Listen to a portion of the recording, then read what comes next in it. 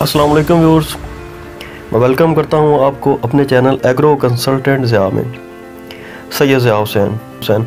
आज मैं जिस टॉपिक पे आपके साथ डिस्कशन करने जा रहा हूं उसका तल्लुक़ हमारी ज़िंदगी और हमारी सेहत से है।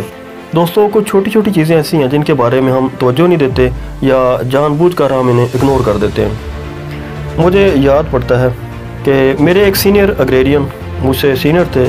उन्होंने मुझसे ख्वाहिश की कि मैं उन्हें खीरा काट करके पेश करूं। उनके मैदे में कोई मसला था, उन्होंने खीरा खाने की ख्वाहिश का इजहार किया। मैंने मादरत की कि सर आप ये खीरा ना खाएं। तो उन्होंने मुझे वजह पूछी, तो मैंने उन्हें फिर बताया कि सर इसमें मैदे के लिए अच्छी चीज़ें कम हैं और जहरीली चीज़ें ज़्यादा हैं जो आपके मैदे को मुतासर करेंगी। जी दोस्तों, आज मैं जिस तरफ आपकी तवज्जो दिलाने जा रहा हूँ वो इंतहाई सीरियस टॉपिक है और शायद इसको सुनने के बाद आप परेशान भी हो। दोस्तों, खीरे को हम सलाद के तौर पर इस्तेमाल करते हैं। ये फाइबर डाइट के तौर पर लिया जाता है। इसको हम उबाल कर या पका कर नहीं खाते।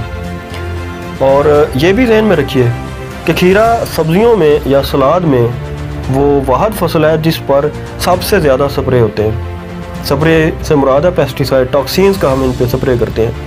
और खीरे की एक और खूबी है कि यह जहरों को जज़ब करने की बहुत ज़्यादा सलाहियत रखता है। मैं आपको इसका एक सबूत देता हूँ कि खीरे में जो जहर हैं वो ज़्यादातर जमा होते हैं इसकी जिल्द के नीचे, इसकी जो छाल है ऊपर उसके नीचे जमा होते हैं, या फिर ये उस हिस्से की तरफ जमा होते हैं जो तने या डंडी की तरफ होता है। आपने देखा होगा कि जब हम देसी खीरे का इस्तेमाल करते थे तो वो कदरे कड़वा होता था। ये टनल फार्म का खीरा कदरे मीठा होता है, लेकिन जो देसी खीरा होता था वो कदरे कड़वा होता था। इससे उसकी डंडी को उसको हम डंडी वाली साइड से कट करके रगड़ते थे।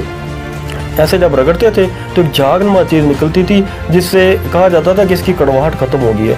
तो ये कड़वाहट कुछ टॉक्सिन्स की वजह से थी, कुछ जहर है जो उसमें होते हैं। और ये भी तस्वर किया जाता था कि अगर इसको काट किए बगैर और रब किए बगैर खा लिया जाएगा और रगड़े बगैर खा लिया जाएगा तो ये हमारे मैदे को या हमारे निज़ाम को मुतासर भी कर सकता है।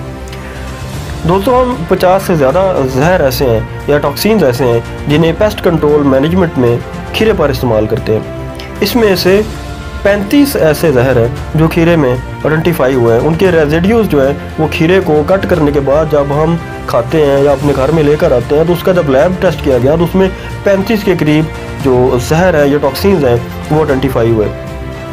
और ये United states department of agriculture की रिपोर्ट है। ऐसे ही 19 ऐसे जहर हैं जो बड़े कार्सिनोजेनिक या हैज़र्डस हैं, ये कैंसर का बायस बनने वाले हैं, जिसमें ओफिनाइल, फिनोल, कार्बारिल, डाईएल्ड्रीन और क्लोरोथेलानल, ये वो जहर हैं जो कार्सिनोजेनिक भी हैं और हैज़र्डस भी हैं। ये खीरे में आइडेंटिफाई हुए हैं। दोस्तों, इसका हाल क्या है? तो मैं आप सब दोस्तों को रिक्वेस्ट करूँगा, मैं आपसे गुजारिश करूँगा कि ये सलाद के तौर पर जो आप खीरा इस्तेमाल करते हैं, ये जो टनल फार्म की प्रोडक्शन है, या तो आप इसे इस्तेमाल ना करें। इसके दो हल हैं जो हम कर सकते हैं।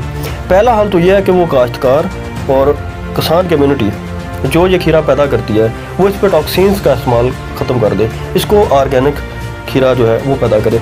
ऑर्गेनिक खीरा पैदा करना कोई मुश्किल काम नहीं है, क्योंकि टनल फार्म पे पहले ही खर्चा बहुत ज़्यादा होता है। तो इस पर इंसेक्ट कंट्रोल के लिए इंसेक्ट नेट का इस्तेमाल किया जा सकता है। ऐसे ही बहुत सारे ऑर्गेनिक अद्वियात हैं जो पेस्ट कंट्रोल के लिए, डिजीज़ कंट्रोल के लिए, पैथोजेंस की कंट्रोल के लिए और न्यूट्रिशन के लिए अवेलेबल हैं, जिनको हम इस्तेमाल कर सकते हैं। तो ये कोई ऐसी बात नहीं है या कोई ऐसी बड़ी साइंस नहीं है। यूरोप में हो रहा है, वर्ल्ड ओवर दुनिया में हो रहा है, ये पाकिस्तान में सिर्फ नहीं हो रहा है। पाकिस्तान में सिर्फ जहर ठोंसे जाते हैं और लोगों को खिलाए जाते हैं। अगर किसान कम्युनिटी ऐसा नहीं करती है तो हमें ये चाहिए कि हम अपने घर में खीरे जो है वो ऑर्गेनिक तरीके से पैदा करें। मैं इसके लिए एक वीडियो बहुत जल्द आपके सामने प्रेजेंट करूंगा जिसमें मैं आपको ये बताऊंगा खीरे को अपने घर इस तरह पैदा कर सकते हैं। मैं थोड़ा सा टच ज़रूर दूंगा। आप हाइड्रोपोनिक के तरीके से अपने घर में खीरा तैयार कर सकते हैं, टमाटर को भी तैयार कर सकते हैं, बहुत सी सब्जियों को भी तैयार कर सकते हैं। इस पर बहुत ज़्यादा अखराजात भी आपके नहीं आएंगे।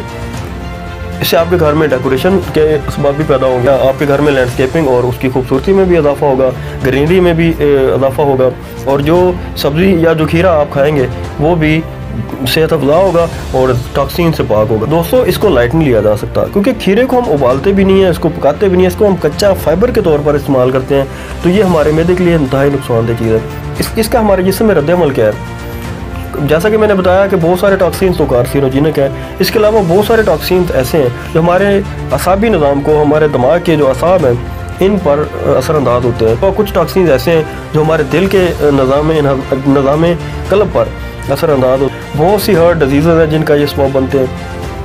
ऐसे ही मैदे के बहुत से अमराज, मैदे का कैंसर हत्या गया या आंतों का कैंसर इसकी वजह से हो सकता है। लोगों में डिप्रेशन, टेंशन, थकावट, वसीले जज्बात जन्म लेते हैं। तो दोस्तों मेरी आपसे रिक्वेस्ट है कि ऑर्गेनिक खीरा खाएँ, टॉक्सिन से पाक खीरा खाएँ, अपनी सेहत से बढ़कर कुछ भी नहीं है। मेरी कोशिश थी कि मैं दोस्तों की इस तरफ तवज्जो दिलाऊं। पाकिस्तान में हुकूमत को, महकमा सेहत को और महकमा खुराक को मिलकर मुहिम शुरू करनी चाहिए जिसमें टॉक्सिन से पाक कम अज़ कम खीरा दस्तयाब हो, क्योंकि ये एक फाइबर डाइट है। फाइबर के बगैर हमारा निज़ाम बेहतर काम नहीं करता है, लोगों में बीमारियाँ जन्म लेती हैं। और ये सबसे ज़्यादा इस्तेमाल होने वाली फाइबर डाइट है।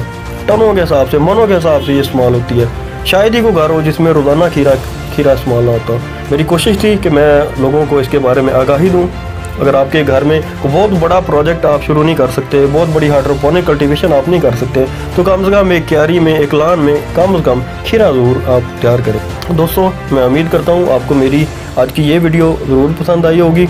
इसे लाइक और शेयर ज़रूर कीजिएगा। और आखिर में आपसे रिक्वेस्ट कि मेरे चैनल को सब्सक्राइब करना मत भूलिए। जहाँ रहें खुश रहें। अल्लाह ताला आपको वबा से, बीमारियों से, तकलीफ़ों से, परेशानियों से महफूज रखे। बहुत शुक्रिया।